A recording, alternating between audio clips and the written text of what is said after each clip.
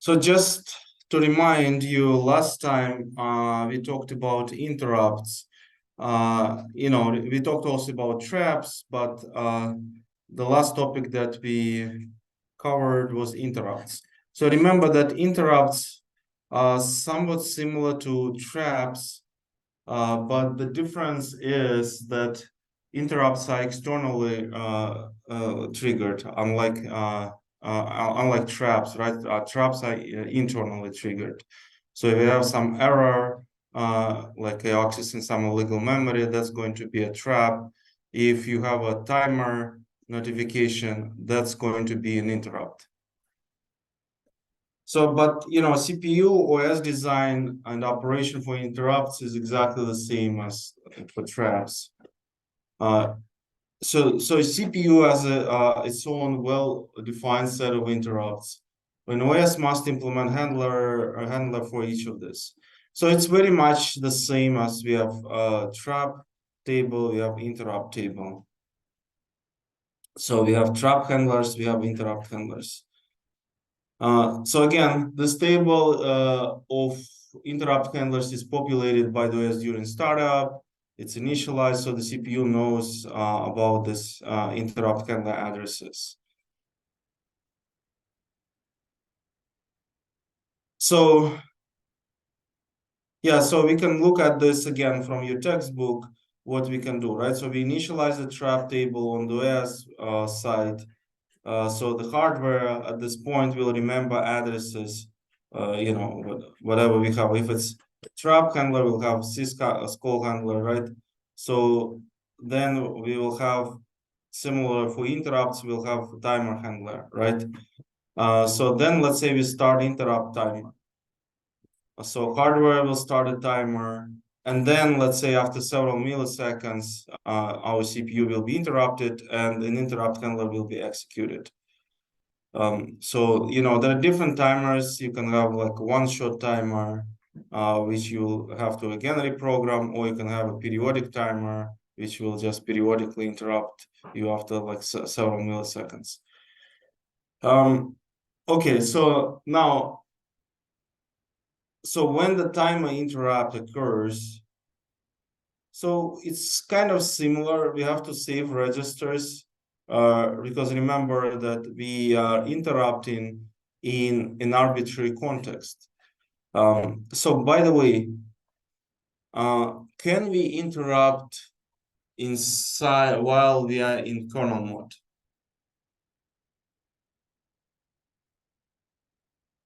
So, I mean, remember traps, we typically, we didn't talk about that. I mean, whether we can interrupt potentially in kernel mode. But but it's also a good point. Can we have traps in kernel mode? So remember that traps were like for system calls. Then we also talked about some privileged instruction. So can we still have traps in kernel mode?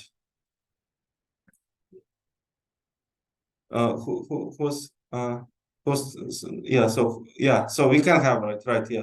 So why is that? Because we can still potentially execute some illegal instruction, so there might be multiple reasons why. So clearly for interrupts, we certainly can have an interrupt that occurs in either user mode or kernel mode. So you don't know when 10 millisecond is gonna like pass, when is it's hard to predict whether you're going to be in user mode or kernel mode. So yeah, so we can have it in both modes. So at this point, we have to save registers. So if we're not in kernel mode already, so we definitely need to switch to kernel stack, just like for trap handlers. If you were in the kernel mode already, that's not required, and that may depend on the architecture. But certainly it's needed when it's in user mode.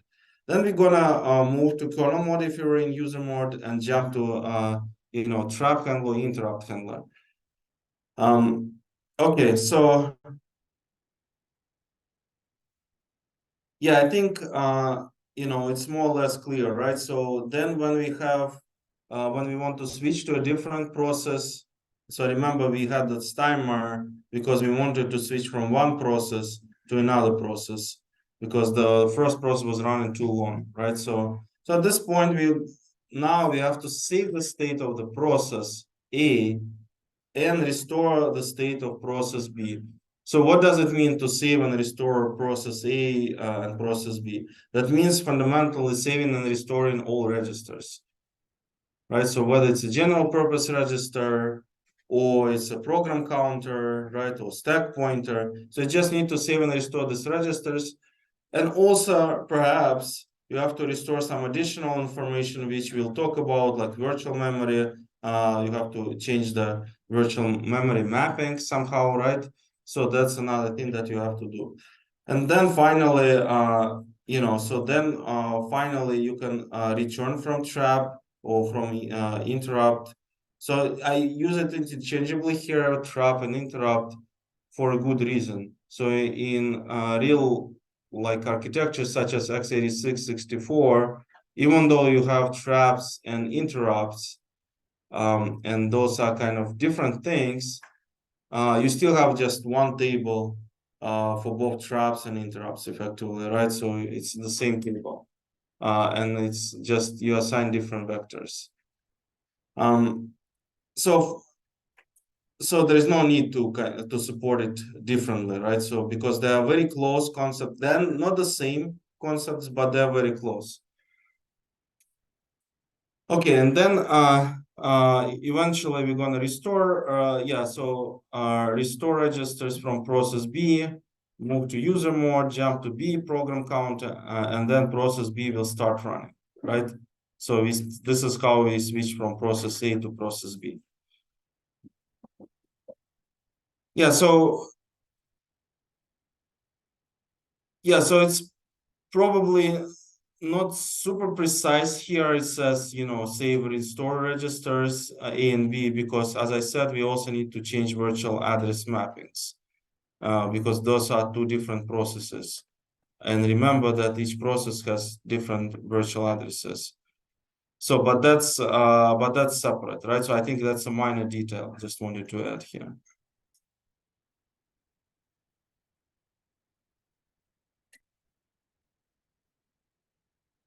So effectively, we have two ways to enter kernel mode from user space. So one way is to have traps. So we have process one. Perhaps we are issuing some system call, or maybe there is some, or perhaps there is some invalid operation, like we are trying to do privileged instructions. So then we are going to enter kernel mode at this point. Also, interrupts will certainly move us to kernel mode because we can only execute an interrupt handler in kernel mode. So therefore we have to switch to kernel mode first. And eventually we will have to restore, right? Go back, right? So if we have like a time interrupt, perhaps we're going to switch from process one to process two. So here you can find something else. You can also see that sometimes interrupts can be interrupted by another interrupt, right? So maybe you add some notification from a hard disk, but then also timer 10 milliseconds has passed. You also want to give that notification. So it can be somewhat recursive also potentially. And also maybe you're not switching immediately, there is some another interrupt, so you can have potential like 3 interrupts here. But using recursion is generally considered undesirable, right? In the design of trap or interrupt handler. So why is that? We generally want to avoid this. I mean, I'm not saying that we should never use it, but we generally want to avoid it if possible. Okay, go ahead. You can end up using a lot of memory and then you just use up all of your stack. Yeah, so well, first of all, remember that Yeah, it may be also the case, but let's be more specific. What kind of memory we can end up using a lot of memory, right? What kind of memory?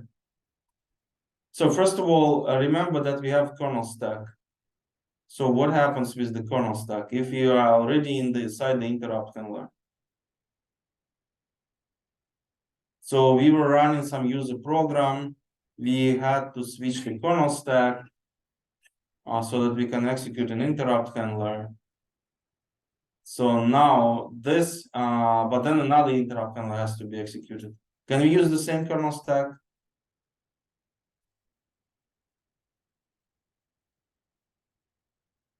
So perhaps no, right? So we cannot use the same kernel stack, right? So in general, I mean, you may support multiple kernel stacks, and you can have different, I think x86-64 supports that. But in general, this is not great, right? So because it's kind of hard to keep track of, and if there are too many, like the recursion depth is too long, right? At some point you will run out of the stacks, and that's not good. And this is one reason, but another reason is also, interrupt handlers should be completed as soon as possible. So if the interrupt handler is going to be interrupted by another handler, then another interrupt handler, then the first handler may never even finish. So so the idea is of interrupt handlers, generally speaking, we have to finish it as ASAP, right? So we just want to perhaps, I mean, if that task that requires a lot of work, perhaps it has to be scheduled in a separate process or thread, right? So, but not inside the interrupt handler. Okay. Any questions so far? Okay, go ahead. So if we can't use the same kernel stack when an interrupt gets interrupted, Okay. where does the memory go? Where does the memory go? What do you mean? Like what memory do we use?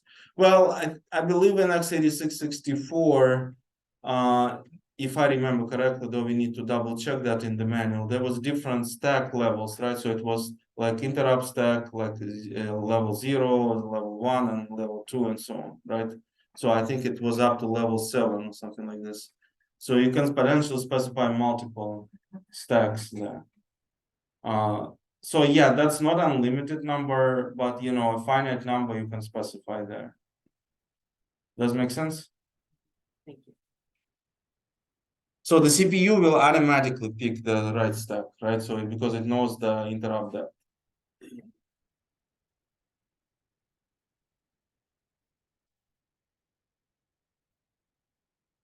So recall that we also have signals in user programs. So how many of you know what signals are?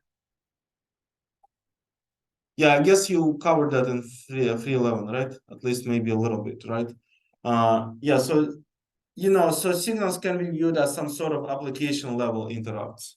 So you are running your application and then you execute a signal, and that signal is gonna basically interrupt your application at any point, right?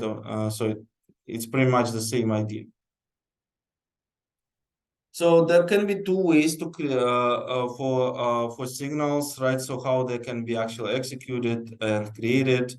So first of all, OS creates a signal for a process, or a process creates a signal for another one with the OS help. So we can also, like for example, from one process, we can trigger eventually some signal in a different process. For example, we can execute the kill command, right? So and that will send a ckill signal, right? So to the corresponding. It's going to be it can be ckill or cterm depending on what kind of parameters you specify there. Yeah, so there can be a corresponding signal for that.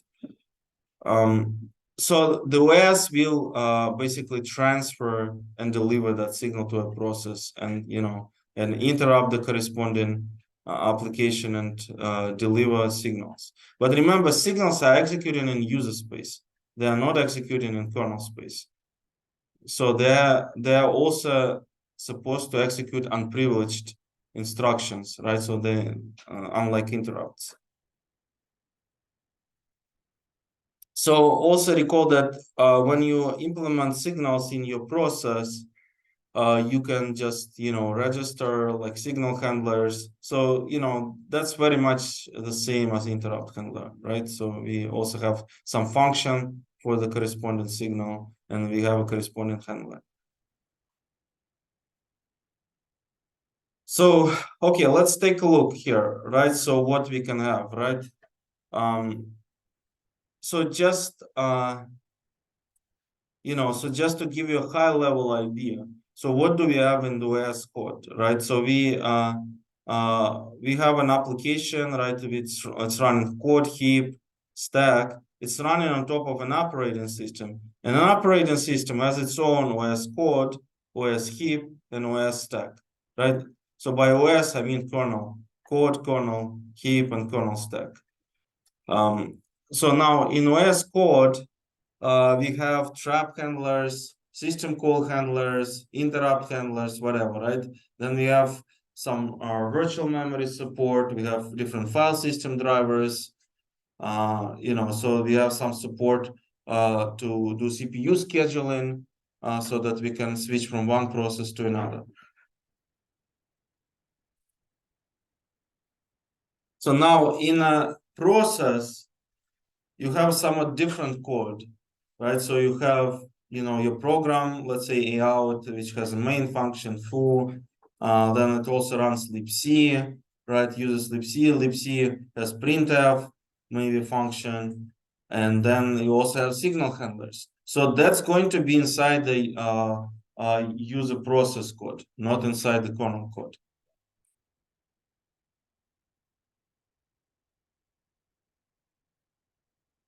So now let's see what we have in the heap.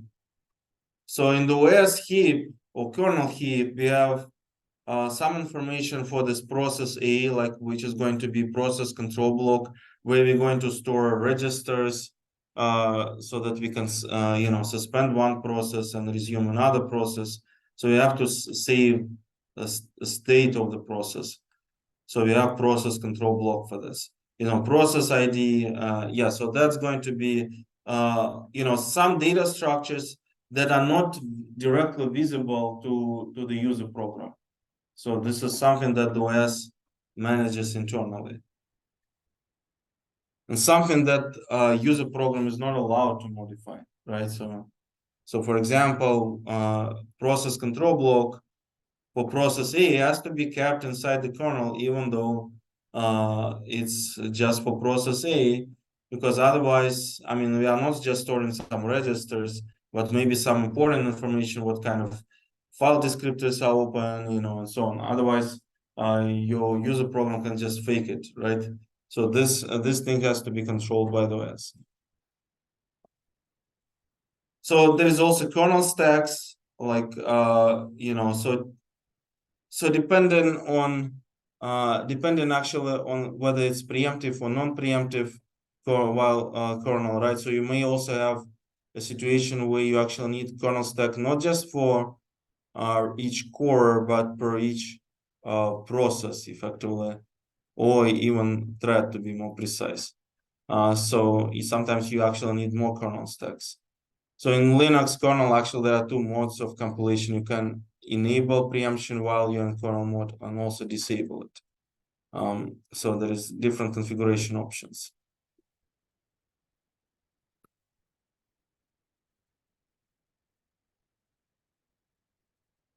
So does it make sense? Okay, so any questions so far? So that will conclude CPU virtualization topic, and let's move on to the next topic. For like that's going to be dynamic memory allocation. At some point we will go back to the OS stuff, but now we're going to look a little bit more about how memory is managed at user space, right? So not at kernel space, right? So yeah, we will come back to important concept of the OS a bit later, but let's take a look how we manage memory at the user level. So that's going to be heap on this picture, right? So heap for process A, right? So first of all, memory management occurs at two different granularities. One thing that we have OS virtual memory management, and this is how we manage our virtual addresses, so this is done at a coarse granularity, right? So it's not really done like we never allocate like 20 bytes from the OS. We actually allocate big chunks, right? So, and we will talk about this later, like how we actually going to manage pages for if you use page tables, but this is like really big chunks, right? So at least several kilobytes, right? So this is not something that we do with the regular memory allocator, such as malloc, where you can really allocate small chunks of like several bytes.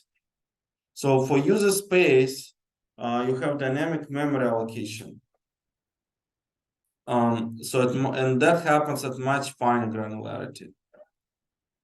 So this memory allocator, periodically we'll talk to the OS and say, okay, I need more to reserve more memory, right? Like I need more pages. Please give me more pages. But internally, it will work at a much smaller granularity.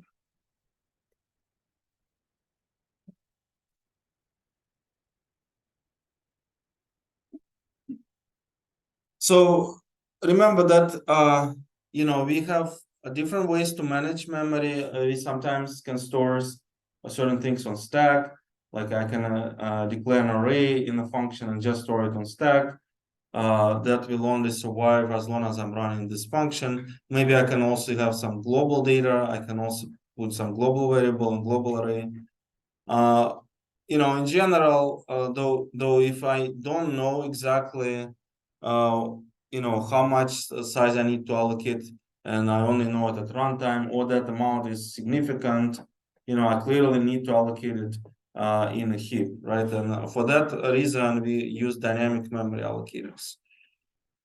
So we acquire virtual memory at runtime. So you can see that in terms of the OS, you will say, please extend the heap. So you will have some system call, BRK system call, something similar, where you will say, yeah, I need more space. Please give me several more megabytes, so to say, right? So, and then I'm going to expand the heap, and then inside the heap, I'm going to allocate smaller objects, right? So whatever your program wants to allocate. So we're gonna keep track of the top of the heap. Remember that we have heap and stack, right? So we can track where the heap is. And then whatever space we have inside the heap, that's going to be managed by a malloc. And that's going to be managed entirely in user space. So the OS provides the space. As soon as it's provided, your malloc call will only use user space code, right? So it will run completely in user space.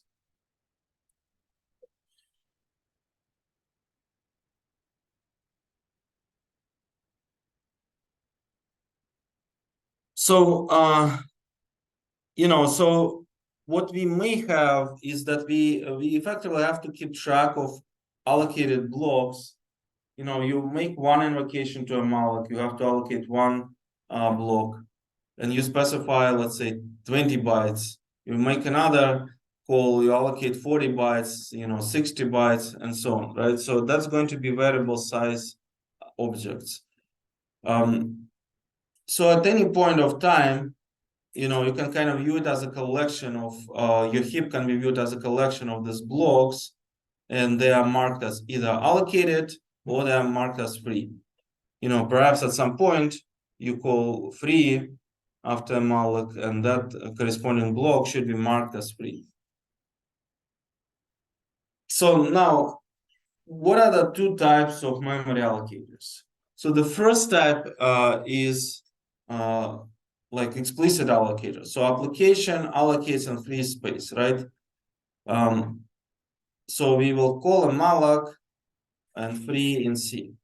And then there is also implicit allocator. So application allocates but doesn't free space. Sometimes, by the way, we will also use explicit and implicit in slightly different sense a little later once we talk about implementation. So those terms may not be great. Sometimes we have, I guess, a better way to describe this is like manual memory management.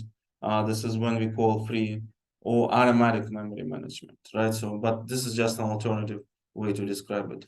So garbage collection, like in Java, you probably, if any of you have used that, right? So you know that you call, you allocate memory, but you never actually free it explicitly. So Java takes care of that automatically. But in C, we have to do both malloc and free. So that's also known as manual memory reclamation.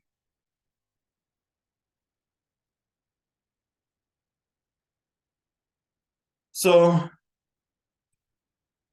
let's take a look what malloc is doing, right? So if you look at the documentation for malloc, we can see that malloc returns a void star pointer and it accepts a size t size argument. So in the documentation, I mean, there are a lot of things that documentation probably talks about, but just, like it probably also talks about error conditions and so on, what kind of errors can happen. But the most important things, like to remember that if it's successful, so it's gonna return a pointer to a memory block at least of size bytes. So it's allowed, it's totally fine if a malloc for whatever reason decides to allocate a little more memory than you specified. I mean, maybe there is some reasons why a malloc wants to do that. But at the very least, it has to allocate size bytes. So you can only expect that you can use size bytes. Whatever malloc allocated extra, it's up to a malloc, right? Not you cannot rely on that behavior. So then also that space that you allocate is going to be aligned. So typically for x86, for 32-bit processors, it's going to be aligned to 8-byte boundary, and for x86 64 is going to be aligned to 16-byte boundary. So it's a little bit maybe unclear how to like, I mean, it's going to be dependent on the architecture. So there is no really clear rule how to say what the alignment is going to be. Generally speaking, it's a double word. So if your word like 32-bit or 4 bytes, then you're gonna have an alignment of 8 bytes. If your word is 8 bytes, it's going to be 16 bytes, right? But it typically depends on maybe depend on other factors. For example, if you have some floating point operation, what kind of alignment they require. So typically, C library wants to take into account these issues. Like for example, why do I need to have 16-byte alignment? Probably because on x86 64, probably because I have some floating point operations that require 16-byte alignment. So it's safer to just have that alignment. Otherwise, the user may see some unpredictable behavior. Yeah. Anyway, this is just a minor detail, right? So, but also remember when you're gonna implement your memory allocator that it should be 16-byte aligned. For 64-bit processor, because for example, a textbook, computer system textbook, you can find there is a simple allocator there, which you perhaps can kind of use as a starting point, as some sort of inspiration. But it's up to you whether you want to use it, because it's really simple and won't give you too many points, right? So, but you can use it as a starting point. It's actually implemented for 32-bit, so it's going to have 8-byte alignment, right? So at the very least, you have to take into account those issues. So then also, if size is 0, it returns null. So why is that? I mean, actually, this behavior can be different sometimes. So, but you know, so it's actually, but the malloc documentation allows to just return null if size is 0. Okay, go ahead. Yeah, it's kind of saves memory because you know, if size is 0, you cannot really use that memory. So it doesn't matter what you specify, whether it's null pointer or some other pointer. Basically, you cannot write anything to this memory. But sometimes this can be actually different. So they may want to deliberately return different pointers. You can see that, for example, glibc, glibc, right? GNU's libc library has two different, actually, I think, behavior. One is when it returns null, and the other is when it returns a unique pointer. So sometimes you want to use it to create, kind of have a unique pointer. So kind of use it as an identifier, but that's probably not a good idea anyway. But sometimes people do that. Yeah, so anyway, for your case, you can assume, like, especially for your project, you can assume that if size is 0, you can just return null. So don't implement anything complicated there. So, okay, and if it's unsuccessful, recall that malloc is going to return null also, right? So that may be also why, you know, there is some different behavior for size 0, because you cannot determine whether it's some error has occurred or whether it's just, you know, or whether it's like you just really allocated. No, but really size with size 0 should never fail, right? There is no way, there is no reason why it should fail. So if it returns null, that's totally fine. Yeah. So, but anyway, if there is an error, the return value will be null. So return value is void star, and then it will set an error number. So now also recall we have a free call. So by the way, please remember, please look at this carefully. What we have in the successful, for successful, right, condition and non-successful condition, because all of these conditions are important. So whenever you implement your own malloc, you also have to handle errors, and you also have to handle cases when size is 0 and size is not 0, right? So the reason why I mention is that when you implement it on your own, you handle all cases correctly. So now also there is a free call, right? So free call doesn't return anything, unlike malloc, right? So it just accepts one argument, void star p, and that basically void star p should exactly correspond to the pointer that you have previously allocated. So it should not be some arbitrary pointer. So it should be really memory that was allocated through malloc or realloc.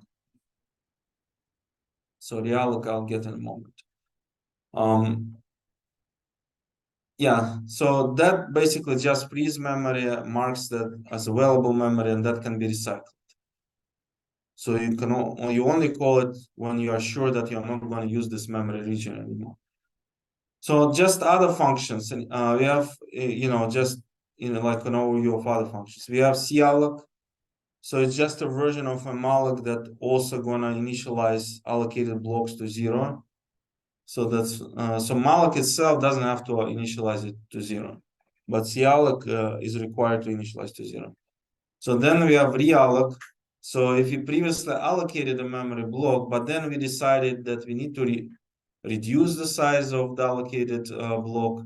Perhaps we allocated too much memory, or maybe we decided, you know, okay, I ran out of space in my array. Let me extend it. So you're gonna potentially also extend it, so it can become both smaller and larger. So, but remember that realloc is not guaranteed to return the same pointer. So because there is no guarantee that you will be able to extend memory without moving it, right? So you may potentially move some stuff somewhere else. So it's just like you put your stuff in one room, you know, then, you know, and then you try to maybe put more stuff, you know, maybe you cannot put more stuff in this room. This room is already full, So you have to move everything to a different room, right? So that's the same idea here.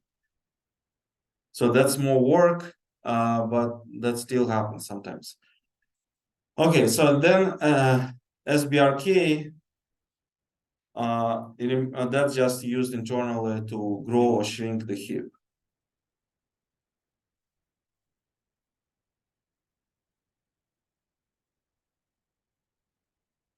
Okay.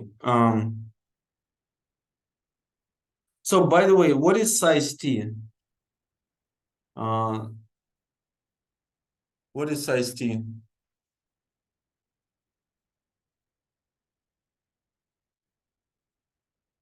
Any idea?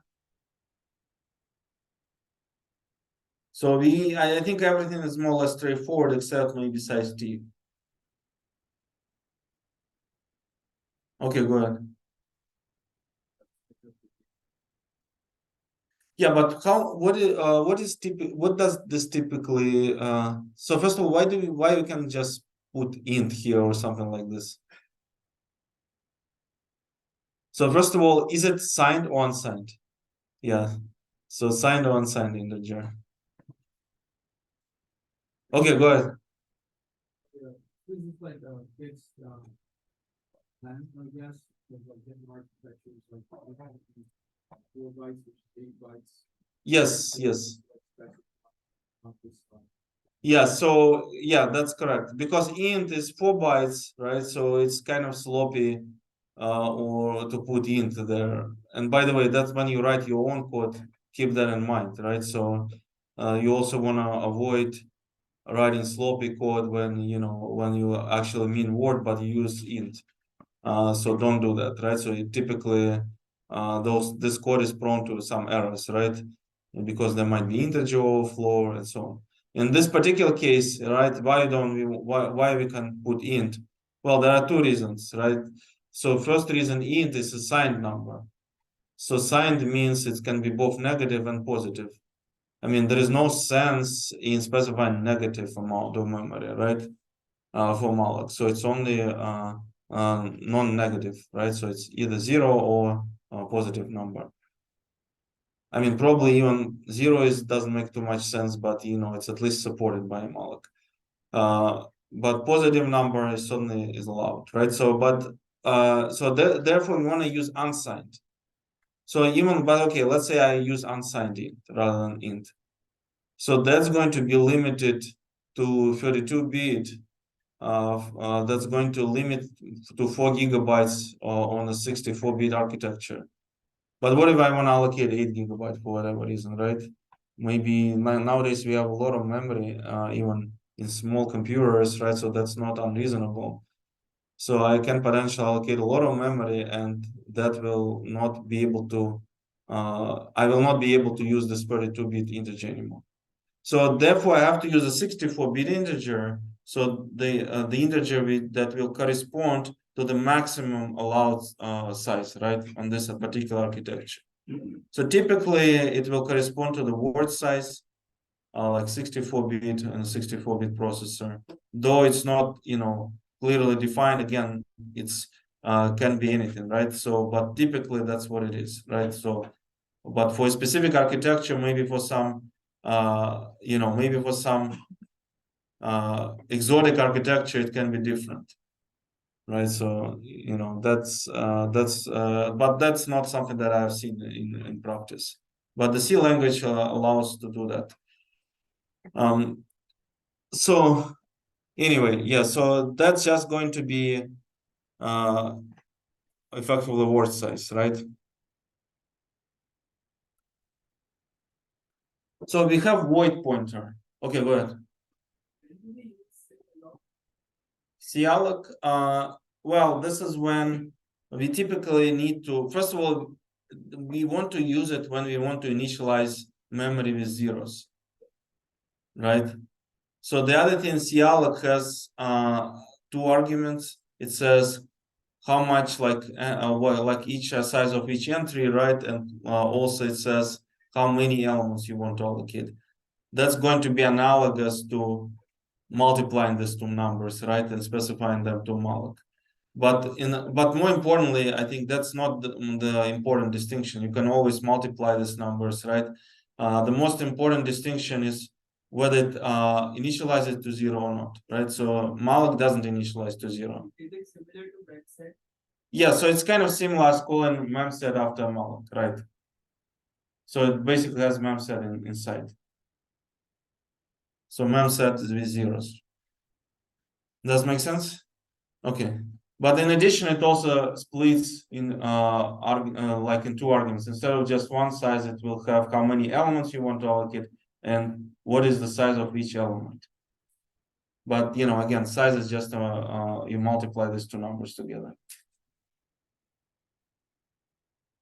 Okay, so then we have void pointer.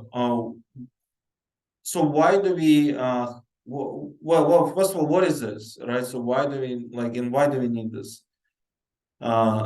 We first of all, why like void stands for the case when there is no associated data type. So it's kind of a generic pointer. So I cannot actually define any type void. I can only have void star, right? So and that means you know, there is a pointer to some unknown type. So I cannot, because it's unknown type, I cannot dereference it, just like I can dereference in star, right? I first need to cast it before dereferencing. So I need to change from void star to in star, or to short star or char star. You know, so there is also arithmetic operations on void stars. Void star allowed only in C, but not in C++. And it's kind of non-standard, right? So you know, it's better sometimes to write things to be more portable, right? So you, in this case, if you wanna, in case of C, it will use 1 byte increments, so just like char star. So, but you know, if you want to make your code portable for both C and C++, maybe it's better to use char star rather than void star in this case. Yeah, so but you know, sometimes it's less convenient. So why do we need void? Well, you know, so we need to return some dynamic data type, because I don't know in advance what data type I'm going to allocate. So a malloc is a good fit for a malloc. Or maybe I need to implement some opaque object. So I will have void star, but I don't actually want to reveal anything to the user what this void star stands for. You actually have some example of opaque structure is a file, like capital file star in C. So that actually corresponds to some structure which is hidden and not accessible to you directly, but you can get a pointer to this internal structure. So sometimes you want to hide some implementation details, and this is why it's called an opaque structure. So you just have a pointer to this, but you don't actually reveal what's inside. So then also you need to implement a generic function that will take different types of arguments that are determined at runtime. I mean, by the way, free is one example when we pass void star, but you know, other examples, Q sort, all right? So we have, we want to do a quick sort of some array, perhaps, right? So, but we don't know in advance whether we're going to use floating pointer, integers, or whether we're going to use short numbers. So yeah, so therefore we are using void star, right? And then we have a special function. You can see there is a function pointer in Q sort. Yeah, so let me actually move it a little bit here. Yeah, so you pass a function pointer here, and that function will implement a comparison for two elements. So this is again one example how you can implement it in a more or less generic way.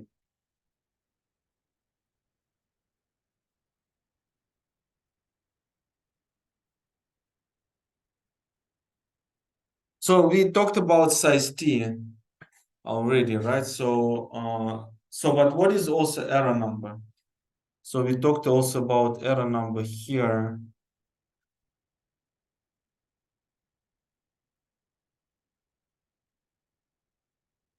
Any idea what it is? Okay, go on. Is it like a tag to note down what kind of error occurred? Yeah, so it's the purpose, yes, to keep track of what error is, right? But it's kind of defined on the global scope. So any idea what it is still, right? So what exactly the error number is? I mean, it has to be defined in the C library in libc.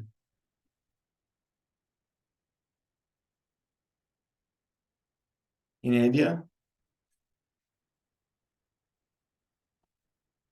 Well, at least historically, it was some sort of global variable, right? So just error number would be a global variable. You cannot actually use it as a global variable anymore because especially you have used multiple threads because you want to keep track of different errors for each thread separately, and global variables are going to be shared across multiple threads. So actually, if you look in libc, you can do that. You can go to the header file. You will see that error number is a macro which calls a function. The function returns a pointer, and then it dereferences this pointer. Yeah, let me actually show that.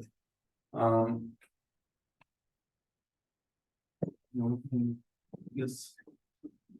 Is it okay if I just leave this one?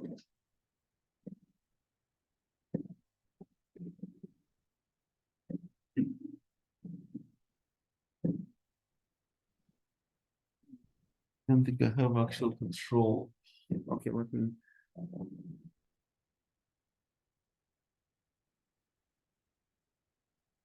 Oops. Okay.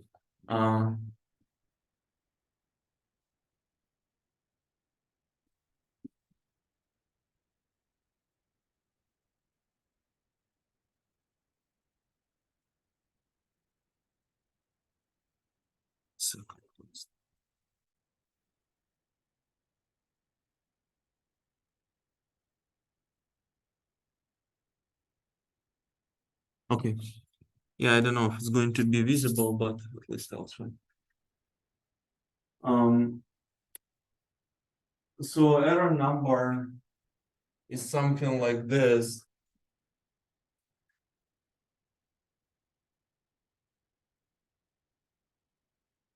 So that's just a macro, right? Defined, and then maybe something like this. Error number function.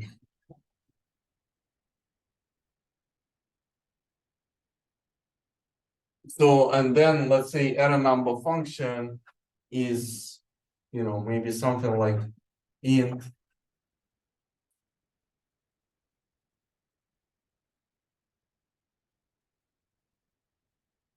And that's implemented somewhere in the C library. So, yeah, so this returns a pointer to an integer, which you then dereference here. So why do you want to do that?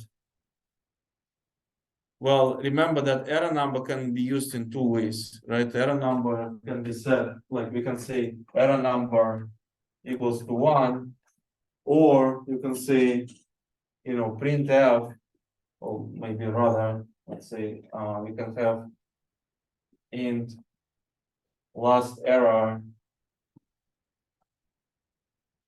equals to error number. Right, so you can use it in two sides, right, both left and right side. But it turns out this trick will work in both cases. So whenever you return a function pointer, so it's actually a neat trick, right? So you can use it on, like, it will work this way because that will say return the pointer, dereference, and then assign 1, right, to that memory location. And then what it can say assign last error, dereference. So you can actually use dereference on, again, on left and right side. So that works fine in both cases. Just replace error number with this, and you will see what's going on, right?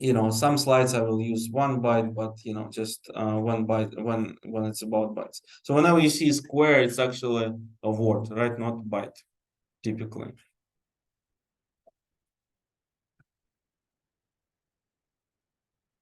So here, for example, just one exception. I mean, but later I will use it as a word, right?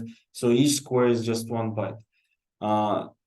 For this particular example, right? So we have malloc 4, for example, we're gonna allocate 4 bytes.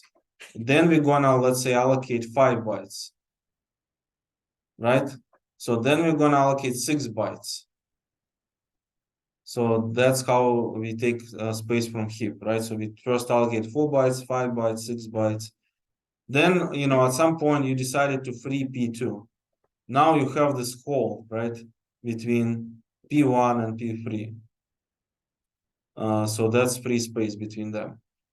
And then maybe you're gonna allocate P4, 2 bytes, right? So it's again up to memory allocator to decide what space is gonna use. It can use this freed space, like 5 bytes that was just freed, and allocate 2 bytes there, or maybe it will allocate at the very end. So it just depends on the memory allocator. So ideally you wanna make sure you use space wisely, right? So in this particular case, I guess allocating 2 bytes. I mean, it's hard to predict the future, right? But it's kind of better to allocate it at the very end, right? So at least looks like it's better to allocate it because two bytes we have at the very end, and we want to allocate 2 bytes, so probably better fit, right? But it's not clear sometimes because you don't know like how long P3 is going to be used or how long P1 is going to be used, so it's really hard to predict.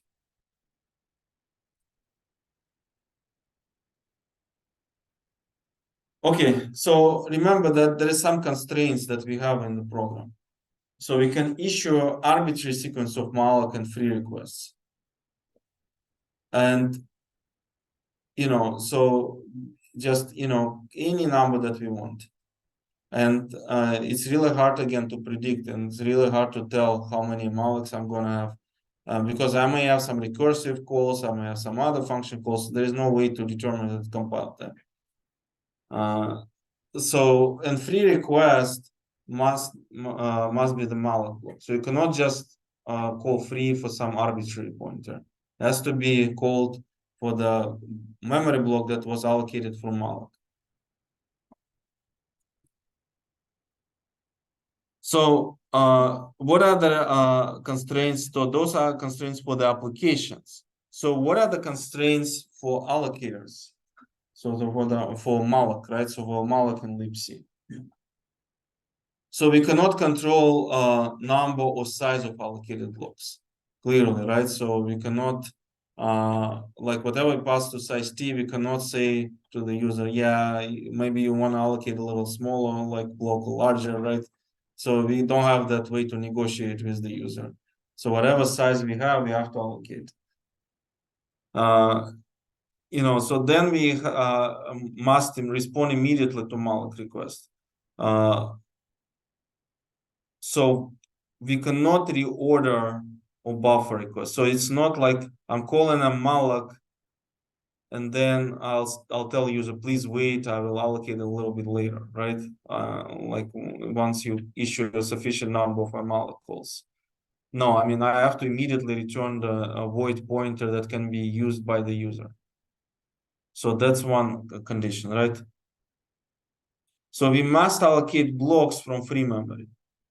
So, I cannot allocate the same memory twice, right? So I can only use whatever free space I have left, right?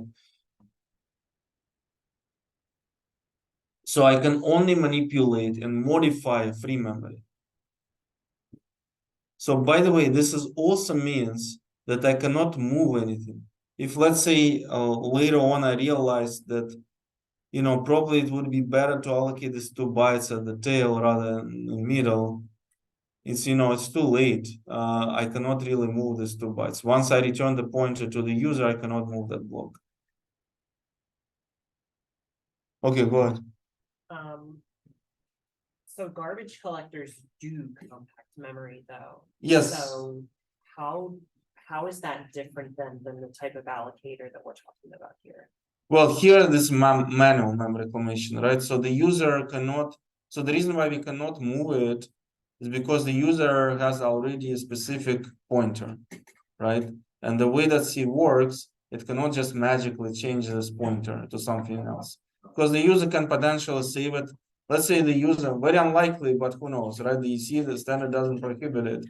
You store this pointer in some file, which you later read this pointer, right? Is maybe somewhere later in your application, and then you call free, right? Or maybe you do call realloc for that, right? Or maybe you're gonna initialize it later. So you can hide this pointer somewhere. Maybe you're gonna cast it to an integer, or write it to some integer and then restore it from integer. There's many ways in C you can do.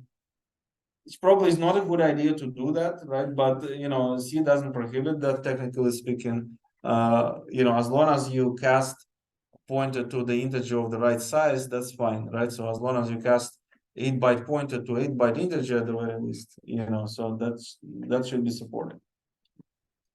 So there is no way. This is a restriction of manual reclamation, so you cannot do this compaction easily. Thank you. Okay,